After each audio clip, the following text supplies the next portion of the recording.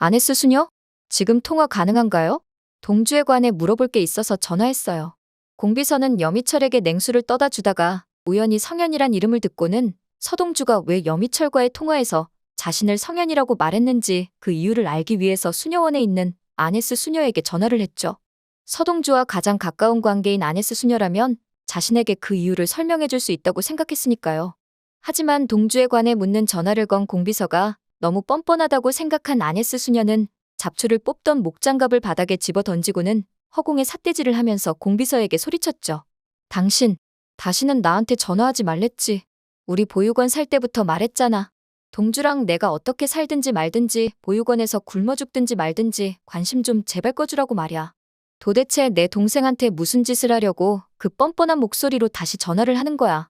아네스 수녀는 공비서와 염장선과 차강천이 부모님의 죽음에 깊게 연관되었다고 확신을 갖고 있었기 때문에 종종 이런 식으로 전화를 거는 공비서가 지나치게 불편할 수밖에 없었습니다.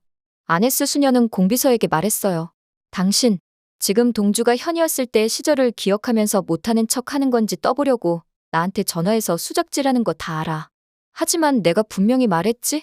동주는 어렸을 적 사고를 다 잊었고 자기가 현이었을 적 시절을 하나도 기억 못한다고.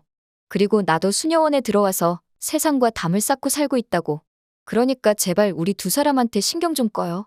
당신이란 사람이 정말 진절머리나. 동주 앞으로 매년 후원금 보냈던 익명의 후원자, 그 사람도 공비서 당신 맞잖아.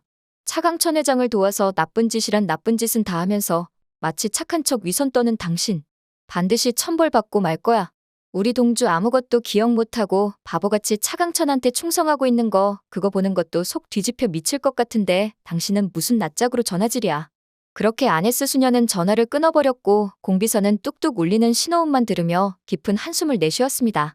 공비서는 허공에 대고 읊조렸어요.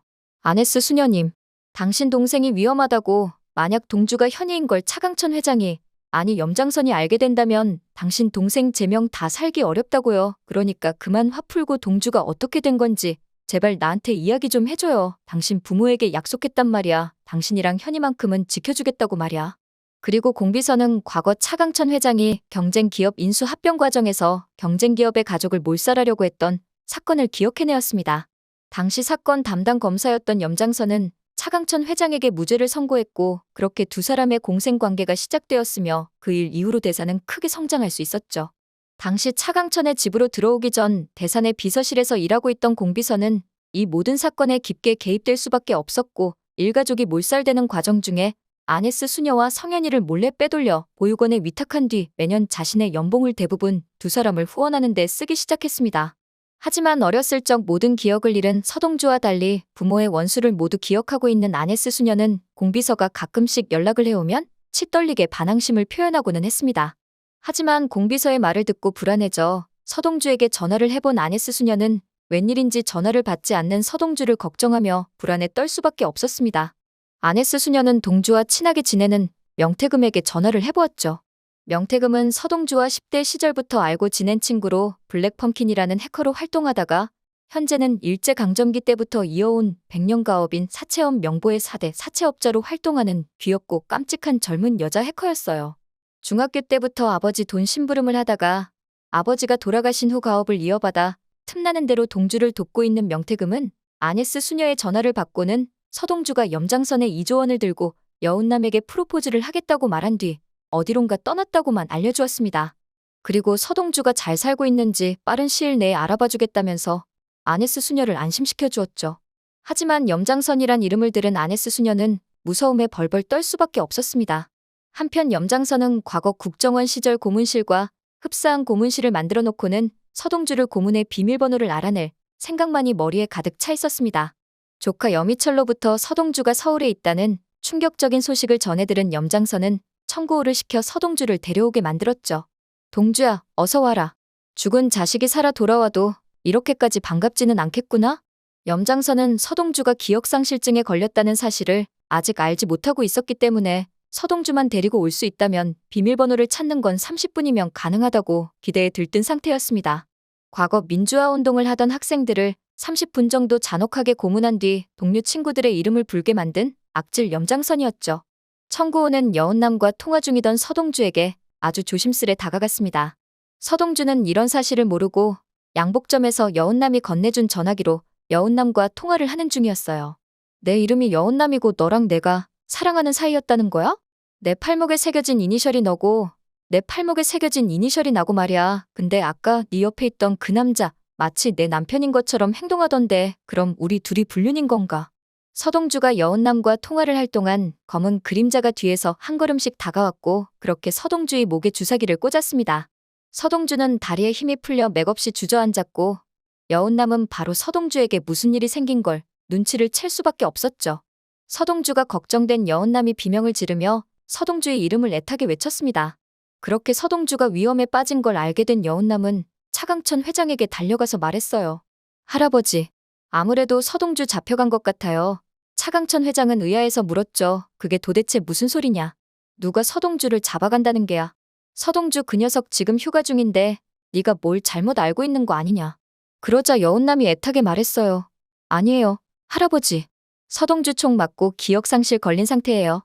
도대체 누가 서동주한테 총을 쏜 건지 그리고 지금은 납치까지 당한 것 같아요. 그렇게 차강천은 서동주가 큰 위험에 빠진 걸 여운남으로부터 듣게 되었고 혹시라도 서동주가 죽게 될까봐 그 자리에 털썩 주저앉고 말았습니다. 동주 그 녀석 죽으면 절대 안 된다. 내 실금고 비밀번호 알고 있는 사람 지금 세상에 그 자식 하나밖에 없어. 나는 치매라도 걸린 건지 기억이 안 나. 어디에 비밀번호를 둔 건지 뭐가 진짠 건지 동주 없이는 저 금고 안에 평생 못 들어가? 차강천은 무슨 수를 써서라도 서동주를 구해오라고 비서실장에게 연락을 취했고 비서실장은 서동주를 구하기 위해 대산의 모든 인적 물적 자원을 총동원하였습니다. 그렇게 차강천 회장은 고문을 당하고 있는 서동주를 구하러 고문실로 향했습니다. 하지만 이미 서동주는 고문관들을 모두 제압하고 고문실에서 탈출하는 중이었죠. 온갖 망치와 벤치 등 올드한 고문 도구들과 물고문을 하기 위한 욕조까지 준비해놓은 촌스러운 고문실에서 서동주는 기지를 발휘했고 그렇게 고문관 2명을 꽁꽁 동아줄로 올가매놓고는 입술에 묻은 피를 닦으며 밖으로 나왔습니다. 비서실장은 서동주를 보고는 반갑게 달려가 말했어요. 동주야, 살아있었구나. 회장님이 널 얼마나 걱정하고 계신데. 일단 병원부터 가자 동주야. 그렇게 무사히 병원으로 간 서동주는 간단히 치료를 받았고 기억을 되찾기 위해 정신과에서 최면 치료까지 받게 되었습니다. 그 과정 중에서 차강천의 내실금고 번호와 염장선의 스위스 계좌 비밀번호뿐 아니라 과거 부모님의 죽음과 관련된 기억들까지 모두 다 떠올리게 되었죠. 부모님의 원수가 차강천과 염장선이라는 충격적인 사실을 기억해버리고 만 서동주는 이제 부모님의 복수를 할 때라고 생각했습니다. 복수는 아무도 모르게 은밀하게 진행되었죠. 서동주는 돈벌레인 염장선에게 돈으로 복수를 하기로 마음먹었습니다. 그렇게 염장선은 서동주가 알려준 비밀번호로 스위스 계좌를 열었을 때 잔액이 2조가 아니라 0원임을 눈으로 확인하고는 그만 그 자리에서 혈압이 높아져 쓰러지고 말았죠. 그리고 뉴스에서는 염장선이 2조 원을 대한민국을 위해 기부했다는 충격적인 뉴스가 흘러나왔습니다. 차강천 회장은 치매 확정 판단을 받고 요양병원에서 요양을 하기 시작했습니다. 차강천 회장은 인지가 불안정한 상태이기 때문에 후계자를 선정할 수 없다고 판정받았고 그때부터 염씨 가문과 서동주의 치열한 경영권 다툼이 시작되었습니다. 그리고 얼마 후 서동주는 차강천 회장의 내실 금고에 있던 달러와 금으로 산 대산 주식과 여운남이 갖고 있던 대산 주식을 합쳐 경영권 방어를 하기 시작하였고 과거 기업합병 당시 차강천이 무리하게 서동주의 부모님 회사를 뺏었다는 법원의 판결까지 받게 되면서 상당한 대산 주식까지 가져올 수 있었죠. 그렇게 서동주는 부모님의 복수와 대산이라는 기업 그리고 여운남과의 사랑까지 모두 쟁취할 수 있게 되었습니다. 공비서는 서동주 부모님의 묘소에 찾아가서 뒤늦은 사죄를 하였습니다. 오늘 영상 재밌으셨다면 구독과 좋아요 부탁드려요.